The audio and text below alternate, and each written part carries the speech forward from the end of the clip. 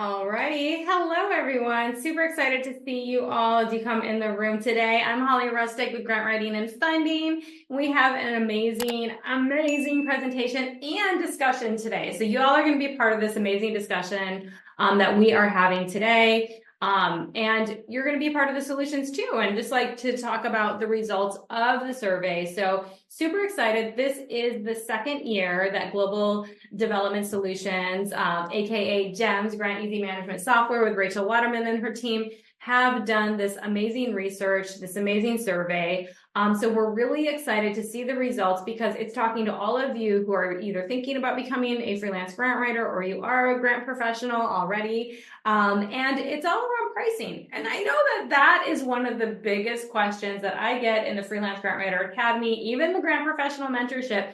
A lot of folks are still struggling with what is fair and equitable pricing in this industry, because there is a culture of pro bono. It's a culture of all these things, and we really are aiming to shift that culture. So I really appreciate the work that Rachel and her team have done. This takes intense work putting together surveys, and Rachel is not a stranger to intense research with her background. So excited that they put this together for you all. So excited that y'all came. We've had over 178 people sign up for this free presentation and to be a part of the discussion. So really excited. And we're going to get into it pretty quickly because we want to make sure that you guys have time to see the presentation, but a large portion, this is a 2-hour presentation, y'all, because it's not just us speaking. Rachel will give the presentation for about 40 minutes to show the results of the survey and go behind the scenes of the survey. And then we're also going to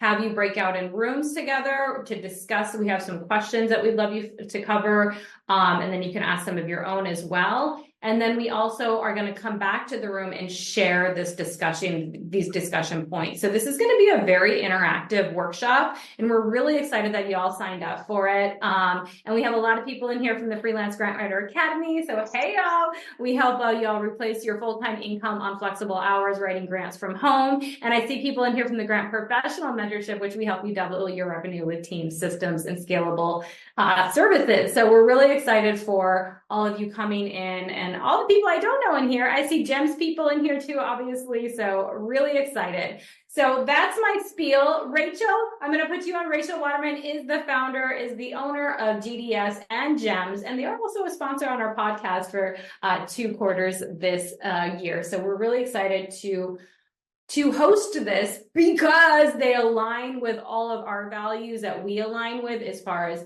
pricing with equitable pay for freelance grant writers. And we're really excited to host this. So without further ado, Rachel, you're on. Thank you so much. And thank you for having us for the second year in a row. And I want to say it's super appropriate that we are here with you, Holly. Holly has been a huge supporter of this research. And it really, the research, I'm a grant consultant too. I've been a grant consultant pretty much my whole life as well. I moonlighted until life forced me into opening my own grant consultancy back in 2018. And something that sort of was a consistent theme was, how do we price our services? And we would improve our pricing formulas and pricing strategies as things went wrong, like most things that we learned along the way. We didn't have Holly and her academy and her mentorship at the time. So we learned as we went, and as we had problems, we would, make little tweaks. And, over the years, it's sort of like no matter how much experience we got and reputation we built, we seem to still struggle with pricing, fair pricing, having clients respect our prices, being able to get what we want for our services. And so, and I have with me here today, Deja from my team, who helps us with our contracting and pricing of services and stuff. And we were having a conversation one day, Holly and I was like, I'm like, am I the only one? After all these years of doing this, am I the only one? And so we as GDS, we decided to explore that. So here we are, and I'm excited to be here today with you again. I really appreciate you offering us this forum to share the results and involve more people in the process. I really believe that the way that we can improve this industry is by all of us who are in it coming together and making that happen. And we at GDS, we do grant writing, but our area of expertise, in addition to grant writing, is in applied social research. So we help our clients track their programs, analyze the impact of their programs. We do a lot of economic and social impact studies. And after years of being frustrated with the whole pricing and pay issues, we decided to take our research skills and apply it to what mattered to us, which was, are we the only ones that are struggling with these issues? And what are other people's solutions to these questions? And really create a body of evidence that was for us consultants and freelancers. I did notice that there were more consultants that participated, like in the GPA compensation report this year, but typically we're like the little extra stepchildren, and there hasn't really been a body of evidence out there about what our business model is like, and issues that are particular and specific to people in the freelance space. So we set our sights on researching that and starting to create that body of evidence. And I'm super excited about how many people are here today to talk about this research. And I'm going to say right now, a shameless plug, that next year we're going to do this survey again. And I hope that if you did not take the survey this year, that you will next year, because every year we improve the survey. And as more and more of us take it, we'll be able to build a bigger body of evidence and have more data to be able to have more confidence in the information that we see. So what changed between this year and last year? So as Holly said, this is the second year that we've done this research. We've made some changes this year. Obviously, it's our goal to make things better and do a better job in doing the research.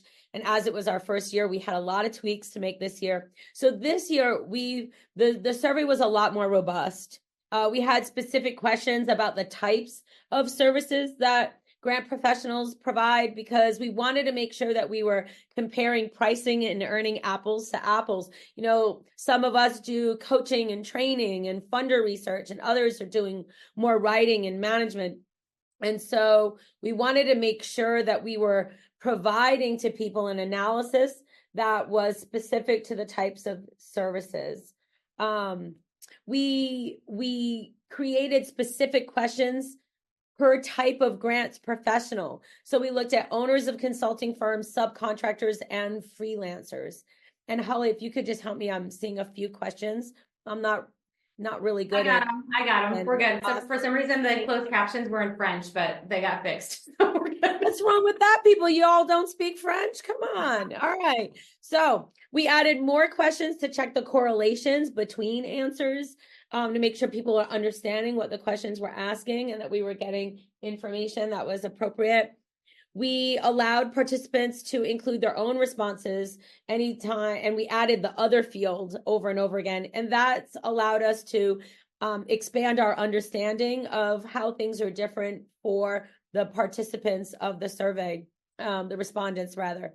We asked about client location and client size so that we could analyze that impact on earnings. And we improved the anonymity of the survey by separating emails from the surveys. So this year you answered the whole survey, and then if you wanted to get a free copy, you could give us your email.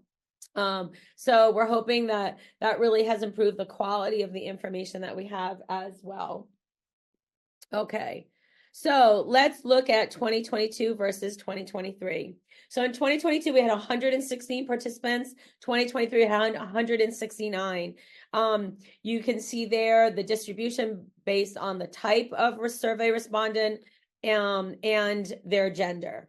So we're really excited that we've got a lot more people to participate. Again, next year, let's double it. I want to see numbers in the 300 range and above for next year. And year over year, we're going to be able to start to build that body of research that all of us can benefit from. This is for us. So where did we cover? So I'm really excited that this year we had representatives from almost every state in the United States and also 6 countries. So we've got some really good coverage in this survey. And let's get right into the results, shall we? Here's the exciting part. And I just want to say before I go there that no one else has seen these results yet. So y'all are not even Holly, not even Deja, who works on the team, just me and my data cruncher who's not in the webinar today. So I am literally sharing this information for the first time with all of you right now. So in the 2023 sorry, results. Rachel, sorry, can I interrupt you just right before you get Absolutely. started? Yeah, okay, just there's some questions in here, so I just wanted to do some housekeeping real quick. I don't believe the slide deck will be available, but there will be a replay available. So you'll be able to watch the replay after this. And for the results, if you did take the survey, you will get a free copy of the full results. If you did not take a copy, you will get a discount if you would like to get the results for being registered for this. And Rachel will give you the link and everything later, but you will get a replay for this. And we will send out the discussion notes after as well for only those who are registered. So that will be really, really good for you to have as well. And then some people are asking just like general questions on pricing. We'll see if we can get to those later, but let's get through the research and what we showed up here for today. But if we have time for general questions, we will answer those. If we do not, some of y'all, like I said, are asking questions about pricing. Those are things that you can reach out to us. We have the Freelance Grant Writer Academy that addresses those types of questions, the Grant Professional Mentorship. And Rachel, if you guys are interested in looking into GEMS, you guys can get into that. But for today's purposes, we are really focusing on the results of the survey and the discussion of the results. All right, thank you. Sorry, Rachel, go ahead.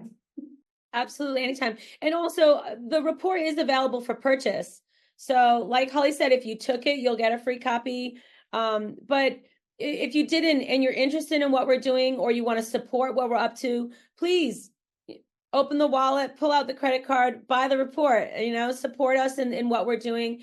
And there was no way for me to share with you all of the results today. I've got like 30 minutes, 40 minutes, and we have done some amazing data analysis with this information and cross correlation. So there's a lot more information in the report than I'm going to be sharing tonight. So if you're really interested by this, please consider buying the report. And I do have a coupon for y'all, and I'll give it to you at the end of the conversation today. So some things that we already noticed is that we saw a notable rise in experienced grant professionals becoming consultants.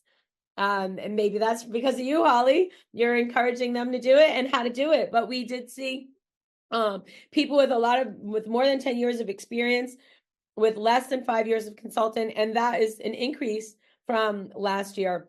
We did notice that education had no notable impact on confidence in pricing, whether people had no degree, bachelor degree, master's degree, or even PhD. The lack of confidence in pricing was consistent across different educational attainment levels, which I found to be really interesting. Years of experience also had no notable impact on confidence in pricing until after 30 years in the business. So 10, 15, 20 years in the business, the confidence rate only varied by about 1%. So I found that to be super interesting. Below 10 years, there was a slightly lower level of confidence in pricing, but it's amazing that from 10 to 30 years, really, we're all in this big giant boat of confusion together. So hopefully we'll be able to answer some questions later.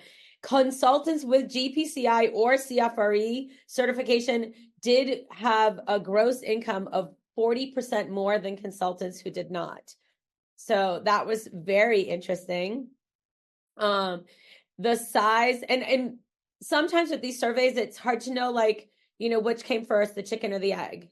Is it because they have that certification that their income is more, or is it these people with a greater income take the time to invest money in going after those certifications? So I'm not here to tell you exactly what all of these numbers mean. I'm here to share them with you. And that's part of the reason why we're going to do discussion, because we want to hear from you. What do you think they mean? Okay. And the size of the organization's budget was a definite determinant of gross income. So consultants who choose to work with organizations with budgets between 1 and 5 million earn over 100% more. That's double, to those of you who aren't data geeks like me, that's double than those who work with organizations with budgets under 500,000. So that's something to consider when you're building your business model. Okay. So this was something we saw last year. Grant professionals do not charge for all their hours worked. This is part of the thing that infuriates me, because if you're going to give me a hard time about my price, I'm not even charging you all that I'm working for you, right? So grant professionals don't charge for all their hours worked, even if they do not intentionally provide pro bono services. So again, this year we asked more targeted questions so that we could really tease out that information, where we really felt like last year we weren't able to really get at that.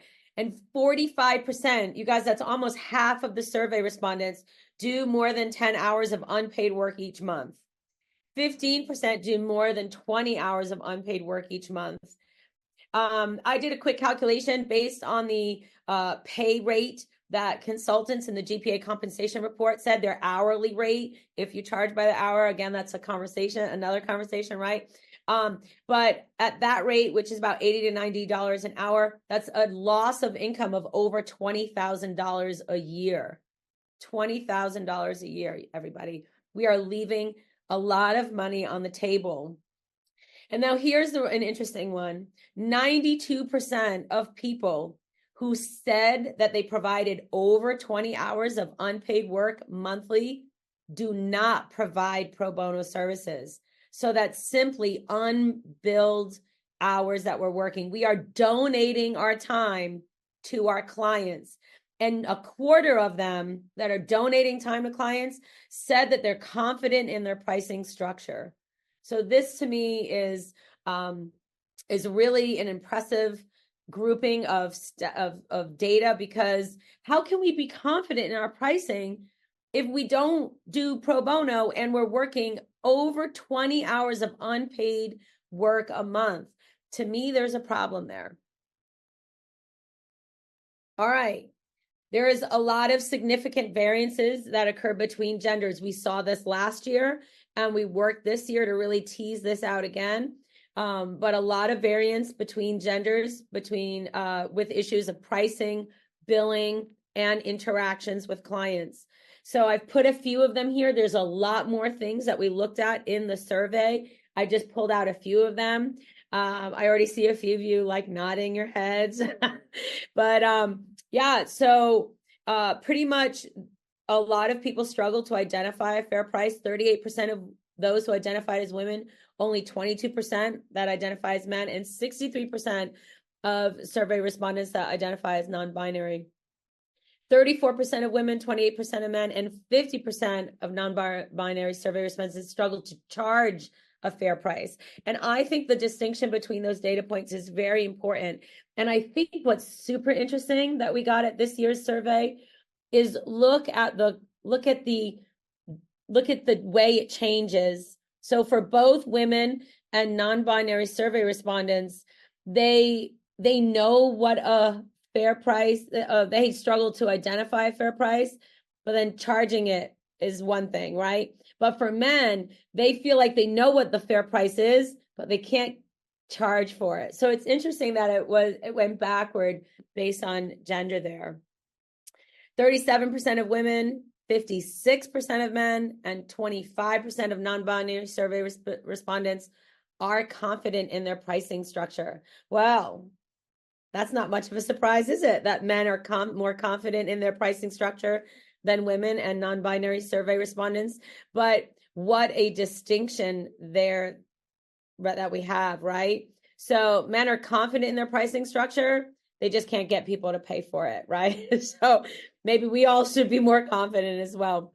And then 15% of women, almost twice that of men, and another twice that of non-binary survey respondents have lost clients over billing issues. Now, what's really interesting in this data point is that, again, because I'm looking at all the survey data in a totality, and I can pull out segments of respondents and do cross correlations, what I'm really seeing is that it's not that women have less of a problem with clients over billing issues. They just don't lose them. They accept the problems with the billing. So the men got rid of the clients that they had problems with billing, and women keep working for them. So it's very, very interesting, the data that we're seeing and the richness of the data and our ability to really slice and dice it and look at it from multiple viewpoints is super, super interesting. Okay. So we ask grant professionals, how do you calculate a fair price? What do you put in your price to calculate that it's fair? And we ask them what kinds of things they look to make sure their price covers. And we have, again, a much bigger list in the survey itself. You know what would be really interesting to me is if in the comments, if you could let us know if you took the survey, that would be great for us. I would just love to have an idea of how many people who are here with us today took the survey. And then we kind of know if you're seeing this information the first time, and also, is your information included here? But what was really interesting when we asked people what factors they consider when developing their price, very few cover all of their costs. In fact, only 7% of those surveyed factor in all of the expenses that we listed, and 3% don't include any of them. I didn't look at some of these. 80% factor in other business expenses, but people, that means 20% don't. 20% of people do not make sure that their price covers their own business expenses. I mean, that's crazy. That's crazy. To me, that's crazy, right? 47%, only 47% factor in administrative expenses. That means more than half are not. And here's 44% factor in compensation for non-billable hours. Well, if so many people are doing non-billable hours and less than half are making sure that the price we give is going to compensate for those unbillable hours, I'm here to tell us all that we are working for free. And that's really like a lot of my goal here is for us to come together as an industry and stop it. Just stop it. We need to. Why are we working for free? I always tell Holly, I go to the grocery store, and when I get to the checkout counter, I can't say, hey, I'm a grant writer. Can I have, this bottle of milk for free? They don't. It doesn't work that way. So why do we give our services away for free? Nobody asks their lawyer or doctor to work for free. I don't know why we as grant writers work for free. And I'm going to just be on my soapbox for just one more minute. And that is that if some of us work for free, it makes it impossible for all of us to not work for free. Right? So we as a profession need to commit to demanding our value and our worth, because when we're willing to work for free, it means that other people are kind of forced to. And I don't want to work for free. So if you're going to work for free, make sure it's like pro bono, you're getting receipt, but there's a lot of non-billable hours. And something that we learned in last year's survey was people didn't realize that they were working for free. They would tell us how many hours they were working or how many hours of pro bono work, but when we did the math, they weren't getting paid for all their hours worked. In fact, as a result of last year's survey, we implemented a time tracker in our GEMS Grant Easy Management software because we recognize that time tracking was a principal factor in even knowing how much you're working. Like a lot of times in our head, we're like, oh, that's easy. I can do that. No. And even if you're not pricing by hour, your how much time things take you is still a consideration in figuring out project-based values and other formulas that people use to price their works. We need to know, how long did this take me to do? And even if it's not pricing by hour, having that time tracker, something that I've noticed by using my time tracker, is I'm able to reevaluate, did I price it properly? If I do this again, what do I need to price it at? So it's been a really illuminating to see where we leave money on the table. Now, next one. This one to me is mind-blowing. Only 42% of people factor in profit. That means well over half of us aren't like trying to earn a profit. We don't even put it in our calculation of our price. Why? Why don't we earn a profit? We're running businesses here and we're not even attempting to earn a profit. You see there 19% factor in retirement, 18% health insurance or healthcare, only 14% in contingency. And as I already told you, 7% of our respondents ticked off that they include all of these things and more, because there's more in the report, and 3% none. So we found this information to be super interesting. That's why we're sharing it with you. And how am I doing on time? Oh, I'm right, 30 minutes. So I think that we're ready to go to breakout discussions. So what we're going to do, everyone, is Rachel, do you want to just have any clarification before you go into breakout discussions? There was some. Sure, absolutely. Okay. And I'm going to turn my lights on because it's getting dark. Yeah. Okay. So overall, this is such good information too. I hope you guys are like, wow, like this is, and I saw the report last year. It was so good. So there are a little bit of different things going on this year. And I like how so if you guys took it last year, or if you want to see the recording from last year, we can also link that in for you all in the replay. And you can see like the differences, but definitely there's a lot of trends. There's a lot of the same trends, but I like this year how she's kind of dug a little deeper to get more understanding of the results. But this is so good. So any general questions overall? I did see one question about Rachel and maybe Deja, you know the answer to this. What was the separation of subcontractors versus consultants? I think there was questions about that to identify that in the beginning. Just making sure. There we go. That's it. Thank you. Okay, yeah. So there is a difference on on how they were identified. And we did that because subcontractors don't engage in the pricing, typically don't engage in pricing activities. Yeah. So we had a different angle on the questions that we asked them. Yeah. Okay. So good. Yeah. And that's once again, the interpretation of the data is really good because of how you collected the data, it's easier to interpret it, right? Which is fantastic. I'm just trying to see if there was anything else specific. How many people here, did you notice in the chat how many people really had taken the survey? I mean, not everybody responded, but it looks about half and half from what I see here, like from what the responses were. But people are interested to take it next year for sure. So that's thank you so much, everybody.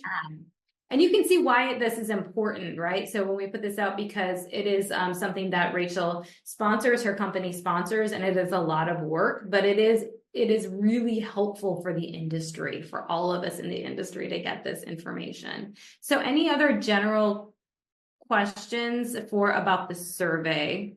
And my dream is that we will eventually be able to use this research to justify our prices to our clients, to the same way we use that ethics, the ethics policy about not working on contingency. We can point to this and say, my price is really reasonable. Yeah. So I love that. That's And where we're how many of going. you guys use that? How many of you guys all point back to like GPA best practices, right? I don't work on commission because it's against best practices. And then we can like lean on a policy, right? And that is so, it's just easier then, right? So it's so much easier to lean on a policy. So I love that, Rachel, like incorporate this data, right? We can lean on this report then for a lot of that. Yeah, Emma says I use the GPA ethics for sure, right? So good.